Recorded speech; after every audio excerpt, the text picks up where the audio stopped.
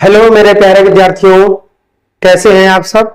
आइए आज आप सीखिए क्लास 11th चैप्टर 1 भौतिक जगत के लेक्चर 2 को।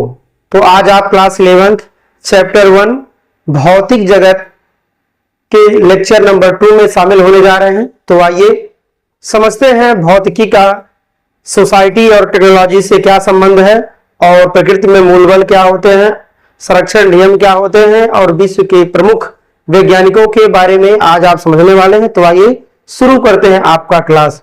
और आज का क्लास शुरू करने से पहले आप सभी विद्यार्थीगण जो भी इस वीडियो को देख रहे हैं वो सभी विद्यार्थीगण अपने अपने सभी दोस्तों तक ये इंफॉर्मेशन पहुंचाएं कि एमए वाला ऐप आप लोग डाउनलोड करके 499 रुपए का फाउंडेशन बैच आप लोग परचेज करिए और क्लास 11th के कोर्स को आप अच्छे से सीखिए एमए वाला के साथ। ठीक है, तो आइए शुरू करते हैं आपका आज का क्लास।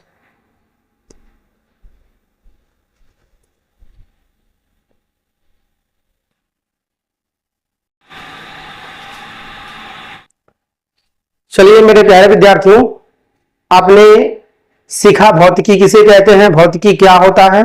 ठीक है, और भौतिकी अर्थात भौतिक विज्ञान का जो इंग्लिश वर्ड है फिजिक्स वो किस शब्द से आया है आपने समझा, और आपने यह भी समझा कि भौतिकी में हम क्या क्या अध्ययन करते हैं।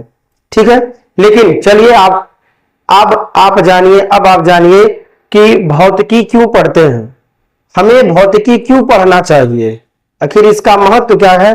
तो आइए एक एक करके समझते हैं। और सबसे पहले हम शुरू करते हैं कि भौतिकी पढ़ना क्यों जरूरी है, भौतिकी को क्यों पढ़ा जाए। ठीक, तो चलिए देखते हैं। सबसे पहले हम बात करते हैं प्रकृति को समझने के लिए हमें भौतिकी को पढ़ना होगा। प्रकृति को समझने के लिए हमें भौतिकी को पढ़ना होगा। भौतिकी प्राकृतिक घटनाओं को समझने और वैज्ञानिक दृष्टिकोण को विकसित करने में सहायता करती है। भौतिक परिघटनाओं को समझने के लिए हम भौतिकी पढ़ते हैं। ठीक है, और वैज्ञानिक दृष्टिकोण विकसित करने में सहायता करती है। भौतिकी क्या करती है, साइंटिफिक टेम्परामेंट डेवलप करती है, तर्क आपके अंदर पैदा करती है ताकि आप अपने जीवन को सुधार सके और नए नए सामाजिक जो है बदलाव के लिए आप कुछ नए नए आविष्कार कर सके। ये भौतिकी हमें सिखाती है। भौतिकी पढ़कर हम प्रकृति को तर्क और प्रमाण के आधार पर समझना सीख सकते हैं। अगर हम भौतिकी पढ़ते हैं तो हम क्या कर सकते हैं, प्रकृति को समझ सकते हैं और तर्क के आधार पर, प्रमाण के आधार पर जीवन जीना सीख सकते हैं।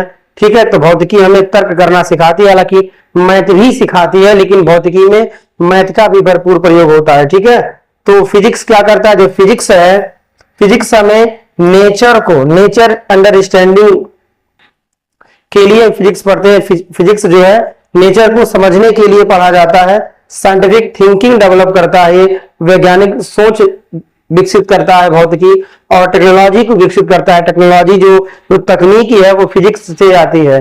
टेक्नोलॉजी क्या होती है, फिजिक्स से ही आती है, और बेटर लाइफ होता है। अर्थात फिजिक्स से हम तर्क करेंगे, सोचेंगे, समझेंगे, और साइंटिफिक थिंकिंग हमारा होगा, वैज्ञानिक सोच हमारा होगा, टेक्नोलॉजी आगे बढ़ेगी, और जब टेक्नोलॉजी आगे बढ़ेगी तो हमारा जीवन क्या होगा, बेहतर होगा। जैसे एक समय था जब लोग पैदल चला करते थे, ज्यादा दूरी तय करने में ज्यादा समय लगता था, लेकिन अब टेक्नोलॉजी के थ्रू, फिजिक्स की देन से टेक्नोलॉजी के थ्रू अब क्या हो गया है, आवागमन के साधन हो गए हैं। स्कूटर, कार, बस, ट्रेन, हवाई जहाज हो गया, साइकिल हो गया है, तेजी से जाते हैं। हालांकि इसके दुष्परिणाम भी हुए हैं। ठीक है, आदमी पैदल चलता था जब, तो उसके शारीरिक जो शारीरिक शक्ति होती थी और बढ़ती थी, शरीर उसका सुडौल होता था, उसको एक्स्ट्रा व्यायाम नहीं करना पड़ता था। लेकिन अब जो है यातायात के साधनों का जब प्रयोग करने लगे हैं तो इंसान कमजोर होने लगा है, जिम ज्वाइन करने लगा है। ये कुछ दुष्परिणाम हुए हैं। साथ साथ एक्सीडेंट का भी खतरा और बढ़ जा रहा है। तो ये होता है, लेकिन सकारात्मक और नकारात्मक पक्ष दोनों लेना है। हितकर ज्यादा सकारात्मक पक्ष है, इसलिए उस पर ज्यादा फोकस करना है। हालांकि इससे नकारात्मक चीजें भी कुछ सामने आती है। ठीक है, तो इस प्रकार टेक्नोलॉजी ने हमारे जीवन को क्या बनाया, बेहतर बनाया। बेहतर जीवन जीने के लिए हमें फिजिक्स का अध्ययन होना जरूरी है। ठीक है, अब हम बात करते हैं की पॉइंट समझ लीजिए। प्राकृतिक घटनाओं को समझने के लिए फिजिक्स जरूरी है। वैज्ञानिक सोच विकसित करने के लिए फिजिक्स जरूरी है। तकनीक और आविष्कारों के लिए विज्ञान जरूरी है, यानी फिजिक्स जरूरी है। दैनिक जीवन की घटनाओं को समझने के लिए और ब्रह्मांड के मूल नियम जानने के लिए फिजिक्स जरूरी है। एक समय था जब अंधेरे में लोग रहा करते थे, तो थॉमस अल्वा एडिसन ने क्या बनाया? बल्ब बनाया। अब सोचिए, आज बल्ब की रोशनी में सब लोग रहते हैं, ठीक है, बल्ब की रोशनी में सब लोग रहते हैं। आंधी तूफान आए, ठीक है, यदि आपके घर में इन्वर्टर लगा है, ठीक है, अगर लाइट भले ही कट गई है लेकिन आपके घर में लगा इन्वर्टर आपको कुछ देर तक अंधेरे में नहीं रखेगा, अर्थात आपको प्रकाश में रखेगा। तो ये इन्वर्टर टेक्नोलॉजी की देन है। जो लाइट जो जलता है टेक्नोलॉजी की देन है ये सब। और जो सोलर पैनल आज घर घर लग रहे हैं उस टेक्नोलॉजी की देन है, और उसका कारण क्या है?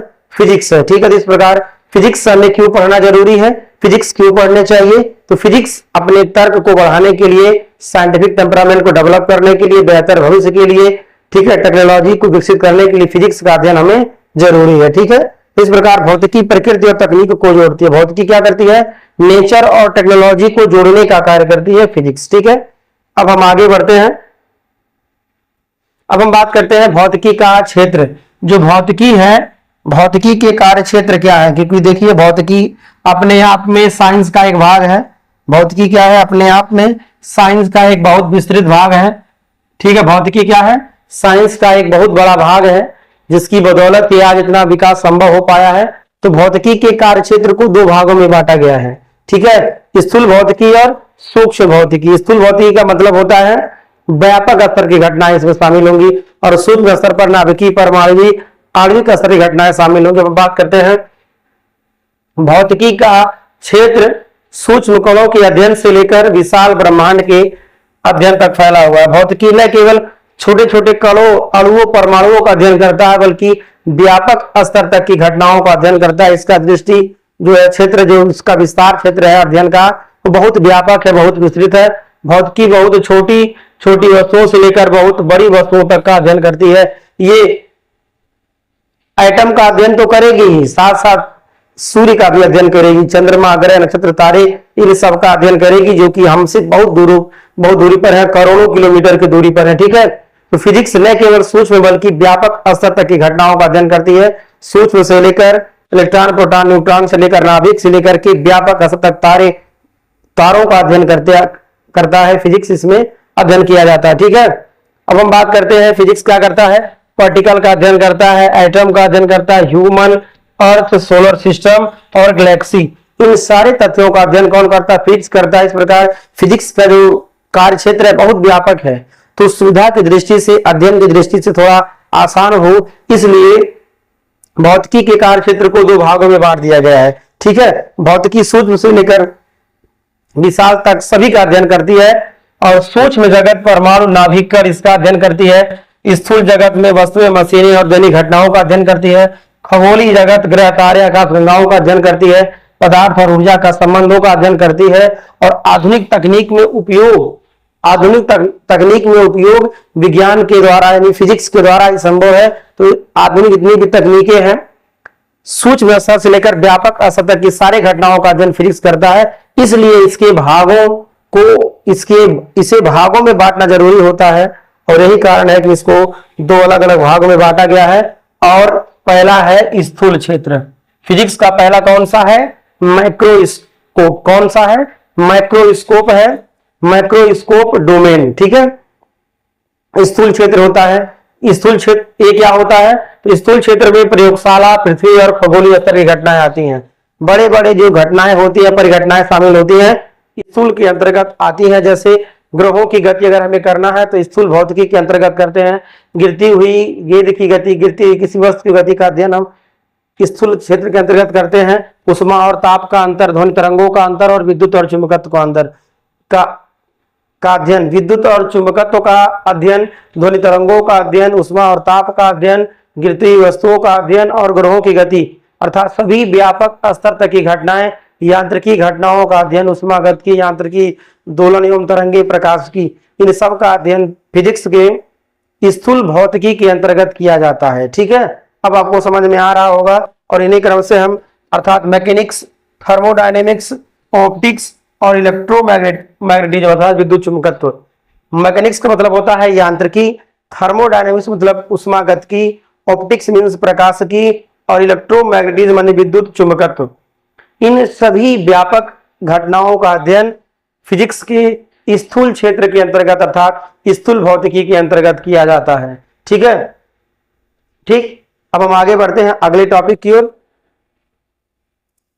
अब हम बात करते हैं कि जो सूक्ष्म भौतिकी होता है, जो सूक्ष्म क्षेत्र होता है भौतिकी का, उसके अंतर्गत हम क्या अध्ययन करते हैं, माइक्रोस्कोपिक डोमेन। माइक्रोस्कोपिक डोमेन के अंतर्गत हम क्या अध्ययन करते हैं, इसमें सूक्ष्म क्षेत्र में परमाणु, अणु और नाभिकीय स्तर की घटनाएं शामिल होती हैं। इसमें नाभिकीय स्तर की घटनाएं पदार्थ के कणों के बारे में, परमाणुओं के बारे में, अणुओं के बारे में अध्ययन करते हैं, जो बहुत छोटी होती हैं और सीधे आंखों से नहीं दिखाई दे सकती हैं, वही सूक्ष्म क्षेत्र के अंतर्गत आते हैं। जिन चीजों को हम आंखों से नहीं देख सकते हैं वही भौतिकी के सूक्ष्म क्षेत्र के अंतर्गत आती हैं, और जो आंखों से दिखाई दे सकते हैं उनका अध्ययन भौतिकी के स्थूल क्षेत्र के अंतर्गत किया जाता है। ठीक है, जैसे परमाणु की संरचना, नाभिकीकरण, इलेक्ट्रॉन और प्रोटॉन, परमाणु ऊर्जा और सूक्ष्म कणों का व्यवहार। तो जिन्हें हम आंखों से नहीं देख सकते हैं उन सभी तथ्यों का अध्ययन भौतिकी के सूक्ष्म क्षेत्र के अंतर्गत किया जाता है। सूक्ष्म क्षेत्र परमाणु और कणों से जुड़ा होता है। सूक्ष्म क्षेत्र किससे जुड़ा होता है, परमाणु और कणों से जुड़ा होता है। जैसा कि अब यहाँ आप देख सकते हैं, ये है नाभिक, ये एटम का, ये पूरा एटम है, और ये क्या है, यहाँ पर है न्यूक्लियस। नाभिक है जिसमें क्या होगा, जिसमें प्रोटॉन और न्यूट्रॉन P+N होता है, और ठीक है, इसके चारों ओर जो वृत्तीय कक्षाएं होती हैं, इसमें ये इलेक्ट्रॉन क्या करता है, चारों ओर स्पिन करता है, चक्रण करता है, चक्कर लगाता है। ठीक है, तो इन्हीं सब का अणु, कण, परमाणु, इनका अध्ययन जो है फिजिक्स के सूक्ष्म क्षेत्र के अंतर्गत करते हैं। ठीक है, और ये फिजिक्स में कहा अध्ययन करेंगे, नाभिक चैप्टर के अंतर्गत आप इसका अध्ययन करेंगे क्लास 12 में, और क्लास 11 में आपको केमिस्ट्री में पढ़ने को मिलेगा, लेकिन क्लास 12 में आपको न्यूक्लियस अर्थात नाभिक चैप्टर के अंतर्गत आपको पूरा डिटेल पढ़ने को मिलेगा। ठीक है, अब हम आगे बढ़ते हैं।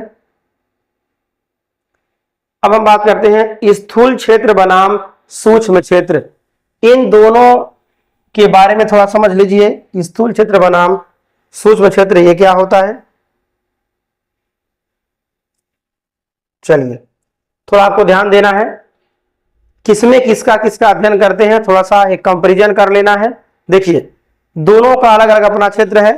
ठीक, भौतिकी प्रकृति को अलग स्तरों पर समझने के लिए दो भागों में बांटा गया। भौतिकी, जो भौतिकी है, ठीक, इसके द्वारा प्रकृति को समझने के लिए इसके क्षेत्र को दो भाग में बांटा गया, जैसा कि आपने समझा है।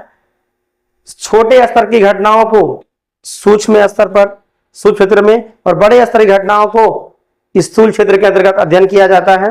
वहीं पे है, स्थूल को माइक्रोस्कोपिक कहते हैं और सूक्ष्म को बोला जाता है माइक्रोस्कोपिक। ठीक है, तो इसमें लार्ज स्केल, बड़े पैमाने पर बड़ी बड़ी घटनाओं का अध्ययन करते हैं माइक्रो में, वहीं माइक्रो में स्मॉल स्केल पर, छोटे पैमाने पर घटनाओं का अध्ययन करते हैं। और इसमें जो है विजुअल फिनोमिना, स्थूल के अंतर्गत जो घटनाओं को हम देख सकते हैं उसका अध्ययन किया जाता है, जैसे प्लैनेट्स, मोशन और हीट का। ठीक है, इसका अध्ययन होता है। वहीं पर जो है सूक्ष्म के अंतर्गत हम टिनी पार्टिकल, छोटे छोटे कणों का अध्ययन करते हैं, जैसे एटम्स, न्यूक्लियस और पार्टिकल्स। ठीक है, जिनको हम नग्न आंखों से नहीं देख सकते हैं। ये थोड़ा सा कंपैरिजन था। ठीक है, तो यहाँ देख, जैसा कि आप फिगर में देख सकते हैं, व्यापक स्तर की घटनाएं यहाँ पर आपके सामने हैं और सूक्ष्म स्तर की घटनाएं यहाँ पर आपके सामने है। इनको नग्न आंखों से नहीं देख सकते हैं, लेकिन इनको देख सकते हैं। तो इस प्रकार दोनों का क्षेत्र जो है बटा हुआ है। ठीक, चलिए अब हम आगे बढ़ते हैं। भौतिकी और तकनीकी, इनमें क्या संबंध होता है, भौतिकी और तकनीकी का आपस में क्या संबंध होता है। ठीक है, तो ध्यान देना है। भौतिकी मूल सिद्धांत देती है, फिजिक्स क्या करती है, फिजिक्स हमें जो है नए नए सिद्धांत देती है, और तकनीक उन सिद्धांतों का व्यवहारिक उपयोग करता है। फिजिक्स के द्वारा हमें नए नए तकनीक मिलता है, नए नए थ्योरीज मिलता है, लेकिन जो टेक्नोलॉजी है, जो तकनीकी है, वो व्यवहारिक प्रयोग करके देता है। वो क्या करता है, उसका हमारे दैनिक जीवन में उपयोग कैसे होगा वो बताता है। थ्योरी एक और है और प्रयोगात्मक चीज एक और है। तो भौतिकी मूल सिद्धांत देती है और तकनीक उन सिद्धांतों को व्यवहारिक उपयोग करके देता है। कैसे कैसे, तो जैसे कोई वस्तु है, उसमें यदि हम चाबी भर देते हैं, या ऐसे आप इसको समझ सकते हैं, एक गुब्बारा है, गुब्बारे में आप हवा भर दीजिए और हवा भर करके उसको एक सिरा जो है खुला छोड़ दीजिए, तो जैसे ही गुब्बारा का एक सिरा खोलेंगे गुब्बारा ऊपर की ओर उठ जाएगा, हवा नीचे की ओर आता है और गुब्बारा ऊपर की ओर जाता है। तो ये कैसे है? न्यूटन के तीसरे नियम क्रिया प्रतिक्रिया पर ये लागू है। क्रिया प्रतिक्रिया का नियम क्या है कि जब गैस निकलता है, हवा निकलता है, जितने वेग से गैस है हवा निकलता है उतने वेग से गुब्बारा ऊपर की ओर जाएगा, वो आगे वाले चीज को धक्का देगा, इस प्रकार गुब्बारा ऊपर की ओर उठ जाता है और हवा नीचे की ओर आता है। ठीक है, तो जो फिजिक्स में जो रूल है, जो सिद्धांत है, उनसे नए नए चीजों का आविष्कार होता है। तो ये व्यवहारिक उपयोग करके कौन देता है? टेक्नोलॉजी देता है। फिजिक्स क्या करता है? केवल रूल देता है। भौतिकी से ज्ञान मिलता है, भौतिकी से ज्ञान मिलता है और तकनीक से उसका उपयोग होता है। तकनीक से क्या होता है? उसका उपयोग होता है। और भौतिकी से क्या होता है? ज्ञान होता है। और जब वही भौतिकी और टेक्नोलॉजी मिल जाते हैं तो समझिए आपका जीवन महान होता है। ठीक है, अब हम बात करते हैं फिजिक्स। ये आपका फिजिक्स है, ये आपका टेक्नोलॉजी है। तो फिजिक्स और टेक्नोलॉजी क्या है? एक दूसरे के पूरक हैं। फिजिक्स और टेक्नोलॉजी क्या है? एक दूसरे के पूरक हैं। दोनों एक दूसरे से इंटरट्विन्ड है। फिजिक्स जितना आगे जाएगा टेक्नोलॉजी उतना आगे जाएगी, टेक्नोलॉजी जितना आगे जाएगी फिजिक्स ही उतना क्या होगा? आगे जाएगा। ये दोनों क्या है? इंटरट्विन्ड है, अर्थात एक दूसरे से जुड़े हुए, एक दूसरे से जुड़े हुए हैं। देखिए फिजिक्स में कॉन्सेप्ट आते रहते हैं और टेक्नोलॉजी के थ्रू ये क्या होता है? आविष्कार होता रहता है। देखिए इन सबके आविष्कार होने से आपके जीवन बेहतर हुआ या नहीं हुआ? फिजिक्स की केवल थ्योरी ही रह जाए, कोई आविष्कार न हो, थ्योरी एक जगह है और उसका प्रैक्टिकली हमारे दैनिक जीवन में उपयोग दूसरी जगह है। तो फिजिक्स की थ्योरी जैसे आगे आती गई उस पर काम होता गया, नए नए आविष्कार होते चले गए। इस प्रकार फिजिक्स और टेक्नोलॉजी क्या है? एक दूसरे के पूरक है। ये दोनों एक दूसरे पर निर्भर करते हैं। फिजिक्स आगे बढ़ेगा तो टेक्नोलॉजी आगे बढ़ेगी, टेक्नोलॉजी आगे बढ़ेगी तो जाहिर सी बात है फिजिक्स आगे बढ़ा होगा तभी बढ़ेगी। अब हम बात करते हैं एग्जाम्पल के थ्रू, विद्युत और विद्युत उपकरण। विद्युत के सिद्धांत से क्या आगे बढ़ा? विद्युत उपकरण का आविष्कार हुआ और दृश्य क्षेत्र में काफी काम हुआ, अर्थात जो है अंधेरे में लोगों को दिखने लगा। कब? जब वो लाइट सोर्स को ओपन करेंगे तब। विद्युत चुंबकीय तरंगों से क्या हुआ? संचार आगे बढ़ा। विद्युत चुंबकीय तरंगों की खोज हुई तो टेलीफोन, माइक्रोफोन, टेलीफोन जो है मोबाइल फोन, ठीक है, ये सब का आविष्कार हुआ। नाभिकीय भौतिकी के सिद्धांत से नाभिकीय ऊर्जा का निर्माण होना शुरू हुआ। नाभिकीय ऊर्जा से बहुत बड़े बड़े काम होते हैं, टरबाइन चलाए जाते हैं और वही ऊर्जा जो है क्या किया जाता है? उसी ऊर्जा को घरों तक भी शायद भेजा जाता है पावर हाउस के थ्रू। ठीक है, प्रकाशिकी के थ्रू कैमरा और सूक्ष्मदर्शी का आविष्कार हुआ। प्रकाशिकी का सिद्धांत आया तो कैमरा और क्या बना? सूक्ष्मदर्शी बना। जो आप फोटो क्लिक करते हो, सेल्फी लेते हो, ले फोटो करके, वो प्रकाशिकी के सिद्धांत के कारण ही संभव हो पाया है। और अर्धचालकों के सिद्धांत से संगणक अर्थात कंप्यूटर का आविष्कार हुआ।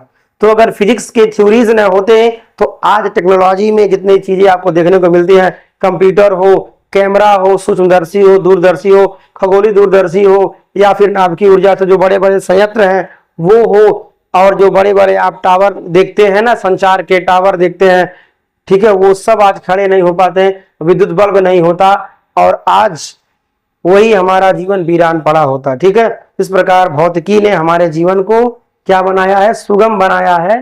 ठीक है, अब हम आगे बढ़ते हैं अगले टॉपिक की ओर। और आपका अगला टॉपिक है दैनिक जीवन में भौतिकी क्या है। तो दैनिक जीवन में भौतिकी हमारे पूरे दैनिक जीवन में भरी पड़ी है। हमारे दैनिक जीवन में भौतिकी पूरी भरी पड़ी है। अब आप कहेंगे ये कैसे? तो दैनिक जीवन की अनेक क्रियाएं, उपकरण नैतिक भौतिक सिद्धांतों पर आधारित हैं। हमारे दैनिक जीवन में मैक्सिमम घटनाएं किस पर आधारित हैं? फिजिक्स के लॉ पर आधारित हैं। जैसे हम चलते हैं ना, तो चलना घर्षण बल के कारण संभव है और घर्षण बल किसका टॉपिक है? फिजिक्स का है। ठीक है, आइए एक एक करके समझते हैं। भौतिकी केवल पुस्तक में नहीं बल्कि हमारे दैनिक जीवन में दिखाई देती है। भौतिकी ऐसा नहीं खाली किताबों में रख दिया गया बस हो गया है, हमारे दैनिक जीवन में दिखाई देती है। कैसे दिखाई देती है? चलने में घर्षण बल लगता है। जब हम चलते हैं ना, जब हम चलते हैं तो पृथ्वी को क्या करते हैं? धक्का देते हैं पीछे की ओर और पृथ्वी बदले में हमको आगे की ओर धक्का देती है। क्रिया प्रतिक्रिया नियम के कारण ही हम चल पाते हैं, वो भी घर्षण बल है। ठीक है ना, तो क्रिया प्रतिक्रिया बल के कारण हम चल पाते हैं। जहां हम फिसल जाते हैं वहां समझिए प्रतिक्रिया बल नहीं लगी है। और क्लास 11th में आपको फ्रिक्शन फोर्सेज वाले चैप्टर में आपको ये पढ़ाया जाएगा। ठीक है। पंखों में विद्युत, जो पंखा आपका चलता है उन पंखों में जो कंडेंसर लगा होता है उसमें लाइट आती है। ठीक है, तो उसके थ्रू वो चलता है। मोबाइल में तरंगे, मोबाइल आप जो चलाते हैं उसमें विद्युत चुंबकीय तरंगे आती हैं, उससे डाटा का संचार होता है, हम बातों को सुन पाते हैं, अपनी बातों को पहुंचा पाते हैं। तो इस प्रकार ये हम दैनिक जीवन में फिजिक्स न केवल किताबों में है बल्कि हमारे जीवन में भी है। ठीक है, जैसे हम कोई चीज बोल रहे हैं, रिकॉर्ड हो रहा है और अपलोड होगा, आप लोग उसको सुन लोगे, यह भी तो फिजिक्स ही है। ठीक है, आप हमको देख पा रहे हो, यह भी तो फिजिक्स ही है। ठीक है, भोजन पकाने में उष्मा फिजिक्स का कारण ही है। दर्पण में परावर्तन और वाहन की गति और बल, ठीक है, ये सभी किससे संबंधित हैं? ये सभी फिजिक्स से संबंधित हैं। इस प्रकार फिजिक्स न केवल किताबों में, हमारे दैनिक जीवन में है। और ठीक है, आपका यहाँ जो गला है ना, गले में क्या होता है? वायु जाती है, वायु आपस में टकराती है, तरंगे उत्पन्न होती हैं। उन तरंगों से एक नियमित आवृत्ति की कंपन होती है और वही सुरीली आवाज निकलती है जो आप बोलते हो, हम जो बोलते हैं वो वही है। अर्थात हम फिजिक्स से घिरे हुए हैं। हम क्या है? फिजिक्स से घिरे हुए हैं। ठीक है, तो आप इसको ध्यान में रखिएगा कि फिजिक्स केवल किताबों में नहीं है, फिजिक्स हमारे जीवन में भी है। ठीक है, तो आइए अब आगे बढ़ते हैं। जैसे जब चलते हैं तो चलने में फिजिक्स, पंखे में विद्युत, मोबाइल में तरंगे, भोजन पकाने में उष्मा, दर्पण में परावर्तन, ये सारी चीजों में फिजिक्स ही काम आता है। भौतिकी हर जगह दिखाई देता है, बस आपके पास आंख होना चाहिए। भौतिकी हर जगह दिखाई देता है लेकिन आपके पास आंख होना चाहिए। और कौन सा आंख? ज्ञान रूपी चक्षु, वो होनी चाहिए। ठीक है, तो इसलिए, और ज्ञान रूपी चक्षु कैसे खुलेगा? जब आप नियमित अध्ययन करेंगे तभी खुलेगा। इस प्रकार फिजिक्स को आप बढ़िया से पढ़िए, क्योंकि फिजिक्स से ही समझिए जिंदगी है। ठीक है, फिजिक्स से ही क्या है? जिंदगी है, क्योंकि फिजिक्स ही आपको समाज में रह करके आगे बढ़ने के बारे में बताता है। हालांकि नैतिकता भी जरूरी है समाज में, ऐसा नहीं है, लेकिन चूंकि पढ़ रहे हैं फिजिक्स तो पहले फिजिक्स के बारे में हमें सोचना है। ठीक है, आगे बढ़ते हैं हम।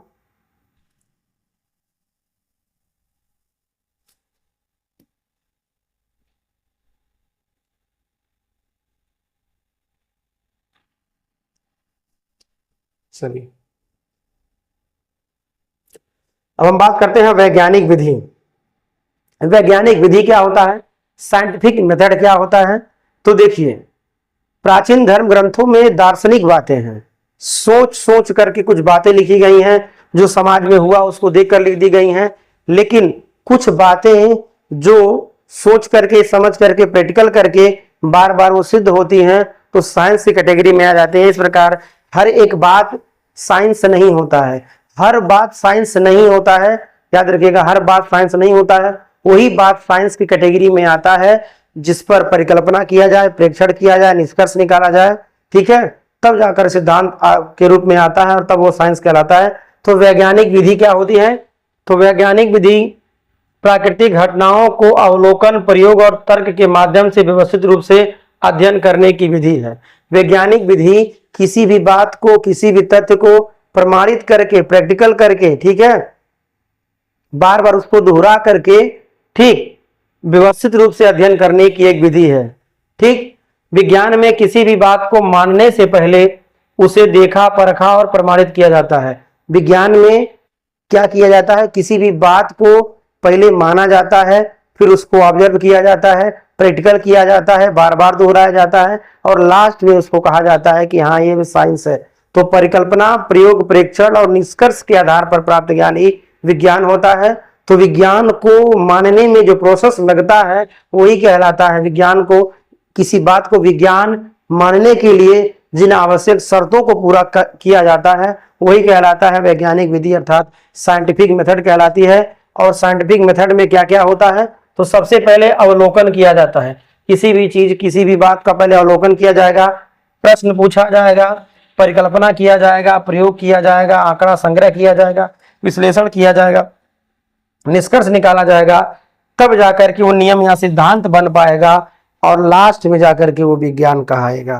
तो यूं ही कोई बात साइंस नहीं हो जाता है, वह जब कई प्रक्रमों से गुजरता है और अंत में बार बार वो सिद्ध, बार बार वही आ जाता है, तभी वह विज्ञान कहलाता है। इसलिए प्राचीन ग्रंथों में कुछ बातें जो लिखी गई हैं वही परफेक्ट साइंस नहीं है। हाँ, जो बातें सिद्ध हो गई हैं उसको साइंस में रख दिया गया है, और जो बातें सिद्ध नहीं हो पाई हैं वो दर्शन के रूप में है। तो प्राचीन धर्म ग्रंथों में क्या है, कुछ दार्शनिक बातें हैं, कुछ नैतिकता की बातें हैं, ऐसा है। ठीक है, एकदम आंख मूंद करके पूरा पूरा विज्ञान आप मत समझ लीजिएगा, क्योंकि विज्ञान वही है जो परिकल्पना, प्रयोग, परीक्षण और निष्कर्ष के आधार पर ज्ञान होता है, वो विज्ञान होता है। ठीक है, तो वैज्ञानिक विधि अवलोकन को ज्ञान में बदलती है। जो वैज्ञानिक विधि है वो क्या करती है, अवलोकन को ज्ञान में बदलती है। पहले अवलोकन किया जाएगा, ठीक है, उसको देखा जाएगा, प्रयोग किया जाएगा, आंकड़ा संग्रह किया जाएगा, बार बार दोहराया जाएगा। जब सब कुछ परफेक्ट होगा, बार बार वही मैच करेगा, तब उसको सिद्धांत के रूप में प्रस्तुत किया जाएगा और वो साइंस हो जाएगा, और साइंस की बुक में प्रिंटेड हो जाएगा, और वो आपके हमारे पास आएगा, लोगों के पास पढ़ने के लिए आएगा। ठीक है, तो आपको समझ में आया वैज्ञानिक विधि क्या है। वैज्ञानिक विधि वह तकनीकी है जिसके थ्रू किसी भी घटना को बार बार प्रैक्टिकल करके, ऑब्जर्व करके, निरीक्षण करके, ठीक है, उसको आंकड़ाबद्ध करके, सूचीबद्ध करके, ठीक है, बार बार दोहराया जाता है और अंत में एक निष्कर्ष पर लाया जाता है, और बाद में उसे तब साइंस बनाया जाता है। ठीक है, तो आइए अब आगे बढ़ते हैं।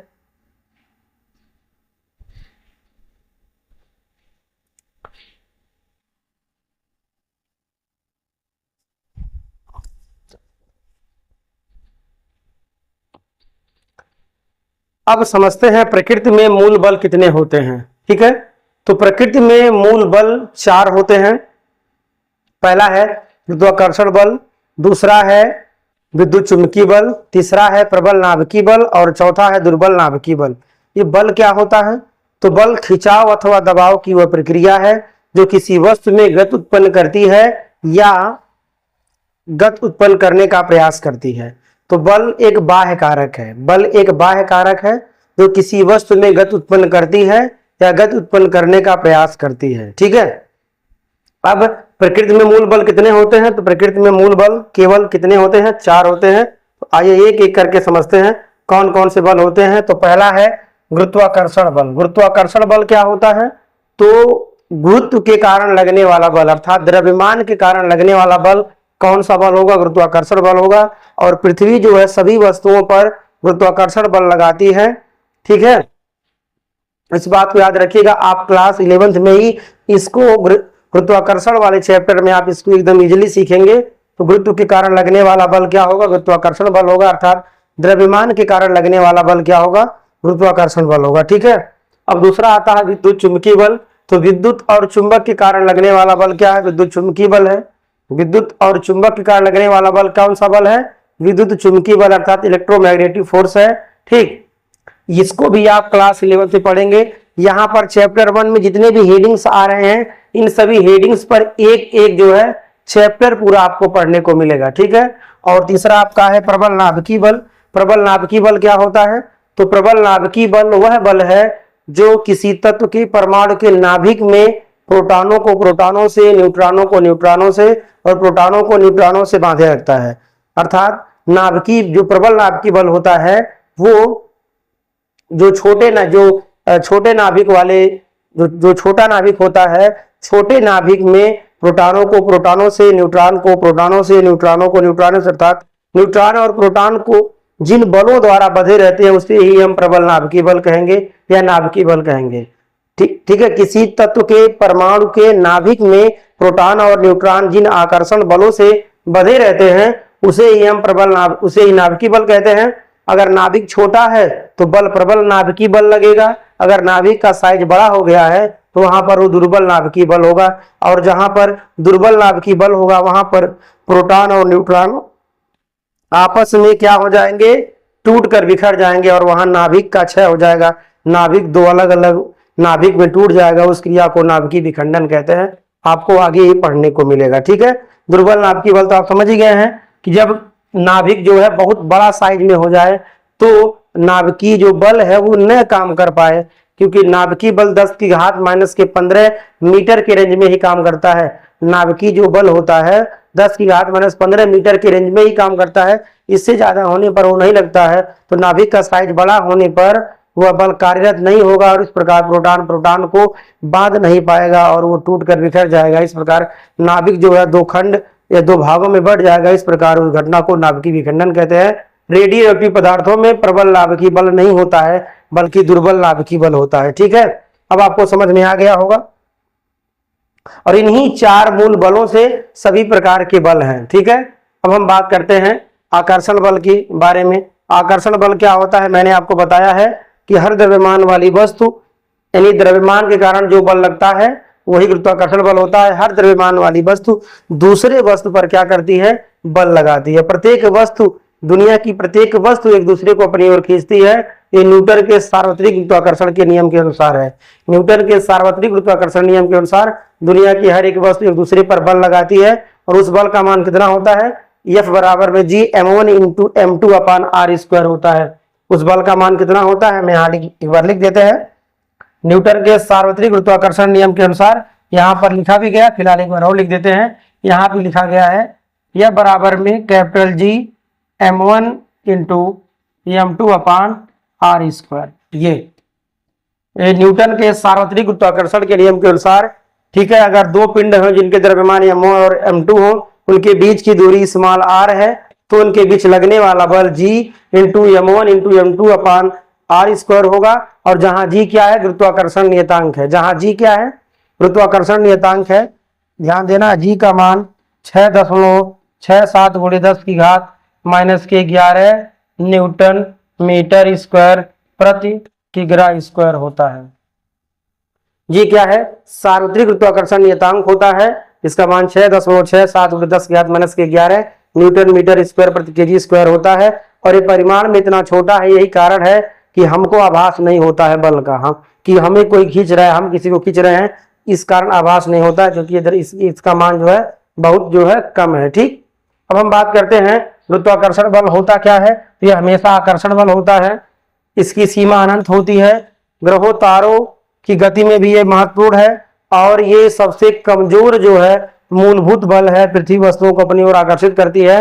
ये है गुरुत्वाकर्षण के बारे में शॉर्ट इंफॉर्मेशन। ठीक है, तो गुरुत्वाकर्षण बल के बारे में किसने नियम दिया, न्यूटन ने दिया था। न्यूटन ने सार्वत्रिक गुरुत्वाकर्षण का नियम दिया था। आप इसे गुरुत्वाकर्षण चैप्टर में इसको पूरा फुल्ली एकदम पढ़ने वाले हैं। ठीक है, अब आइए एक एक करके समझते चलते हैं। हालांकि मैंने आपको चारों बल के बारे में बताया है, इसलिए हम सीधे आगे आ जाते हैं। ठीक है, मेन थोड़ा आगे आ जाते हैं ताकि आपका थोड़ा स्पीड में समाप्त हो जाइए। चलिए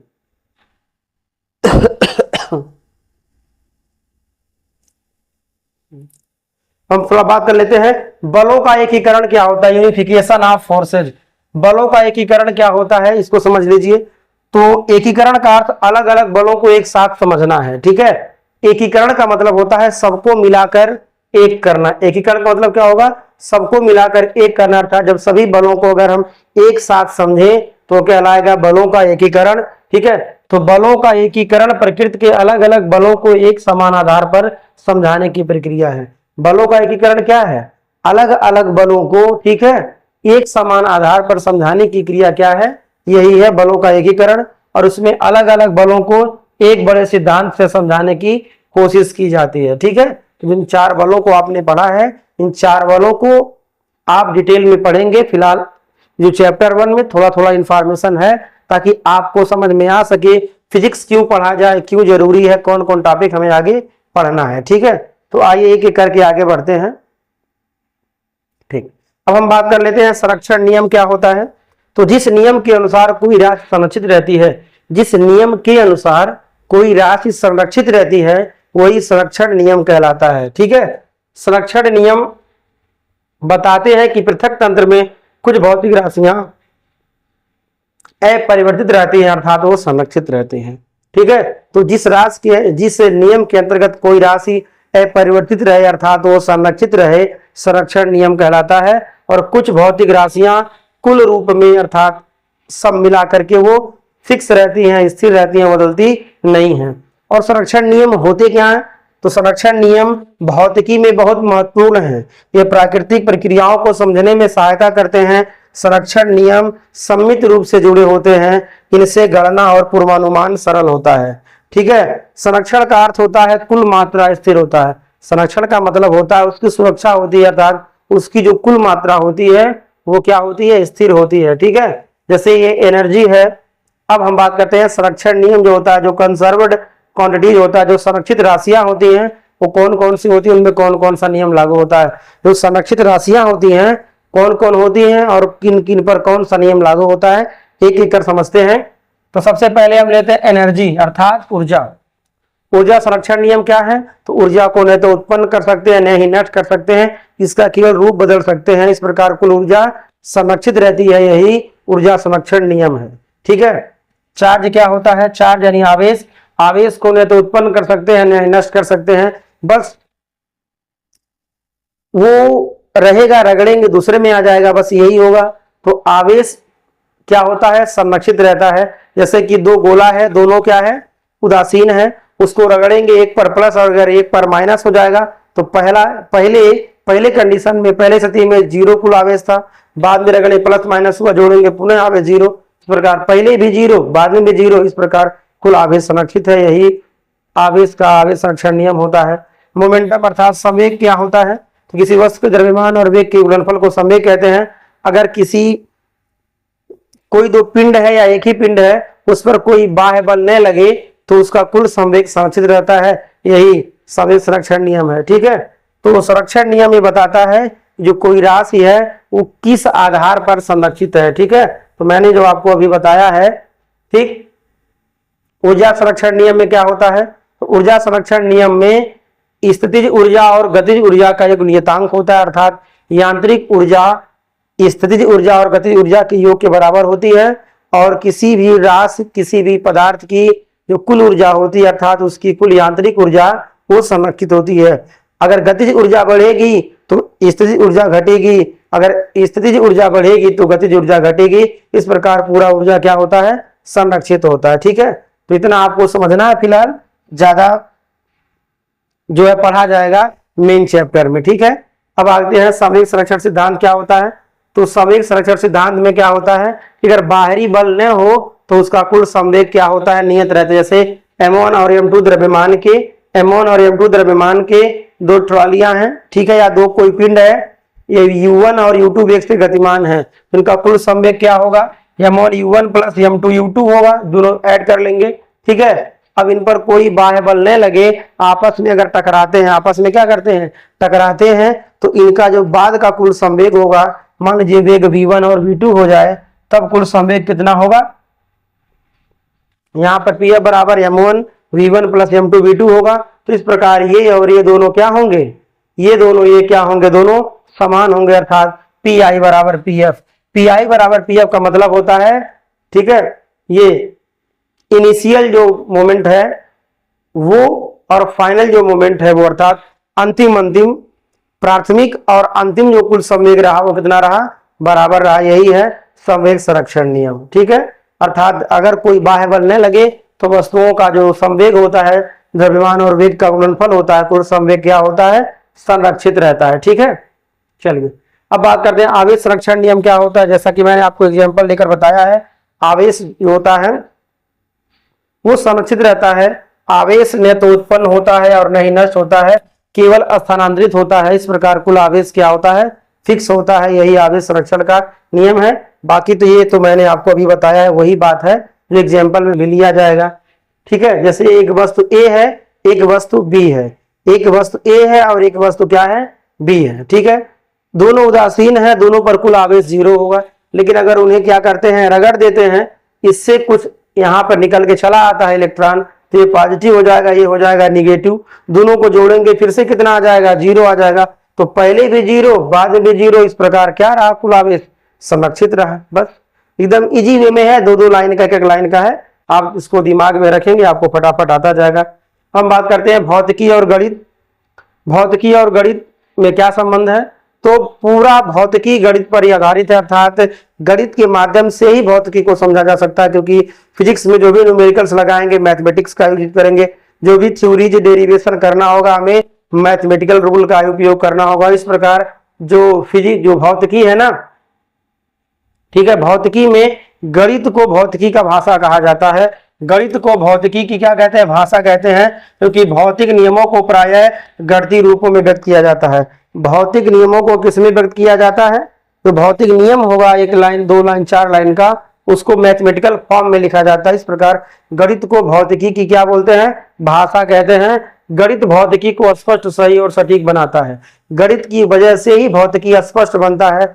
जैसे अगर हम यहाँ पे लिख दें F बराबर ma, F बराबर क्या हुआ, ma हुआ, तो इसको अगर थ्योरी में लिखा जाए तो द्रव्यमान और त्वरण के गुणनफल को हम बल कहते हैं, ऐसे कहा जाएगा।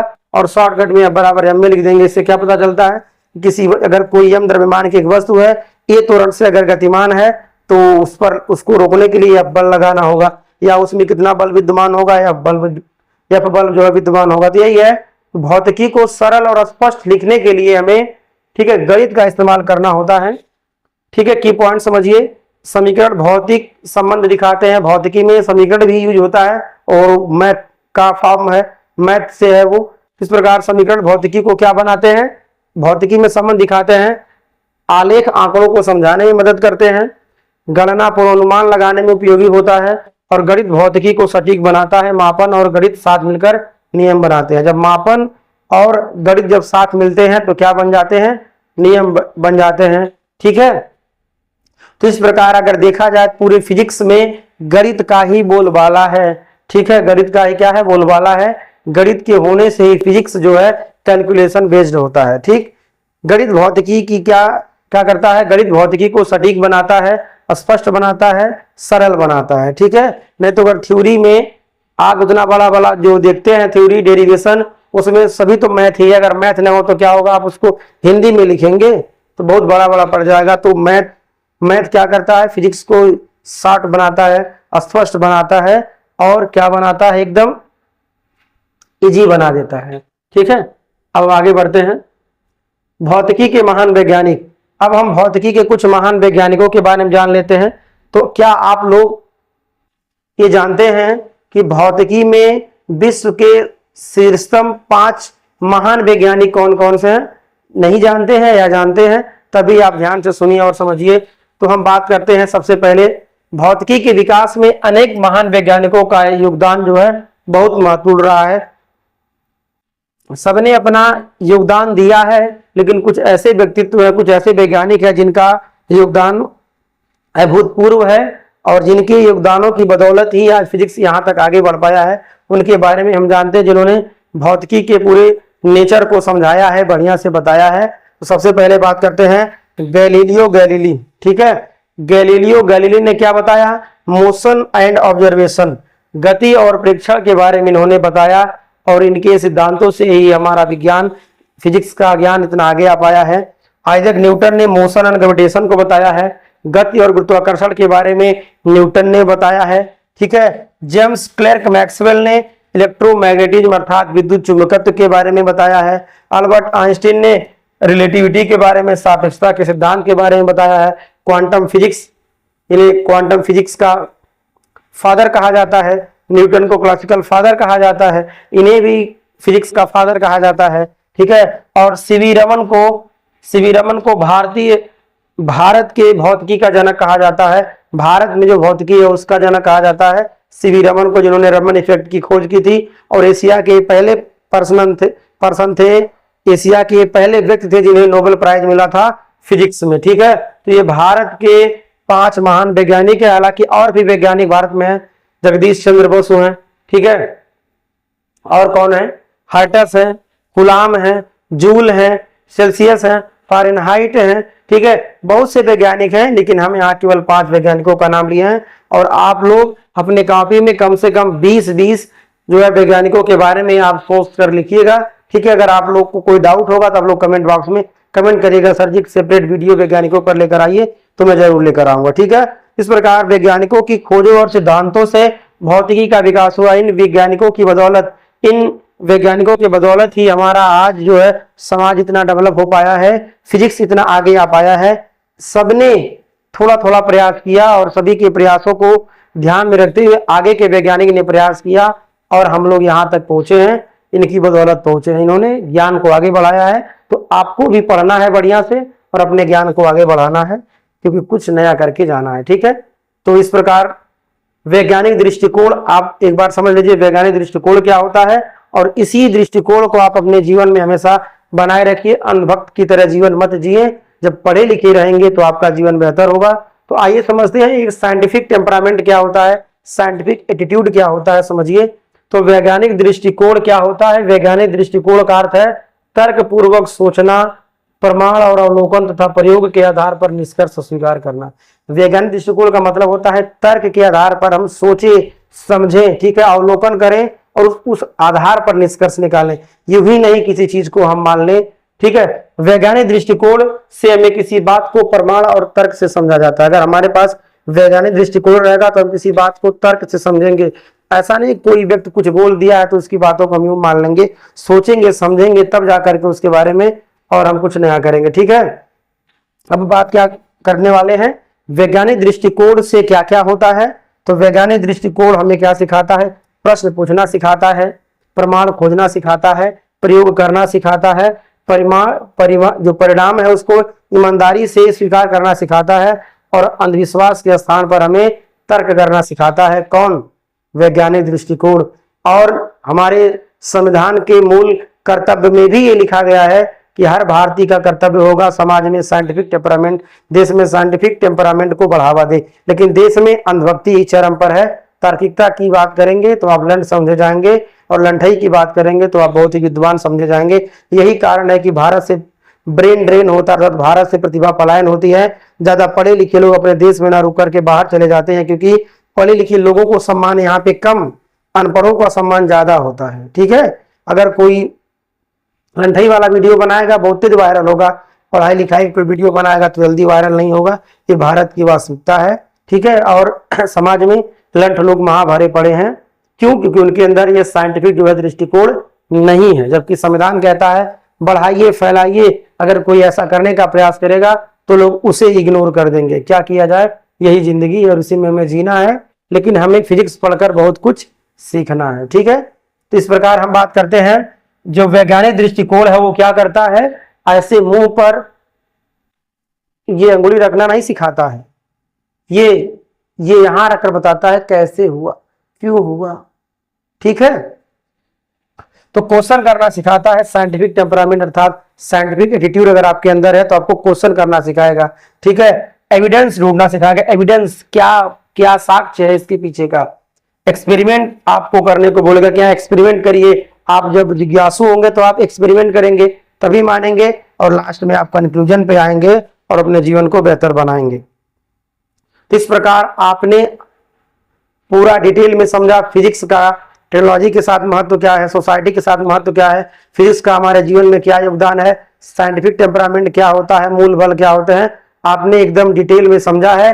ये चैप्टर जो है आपके सिलेबस से रिमूव हो चुका है, आपके सिलेबस में है ही नहीं, लेकिन फिर भी मैंने एक्स्ट्रा आपको बताया ताकि आपको कुछ आ सके, आपका पढ़ने में मन लग सके। तो आज के लिए बस इतना ही। Thanks for watching my video.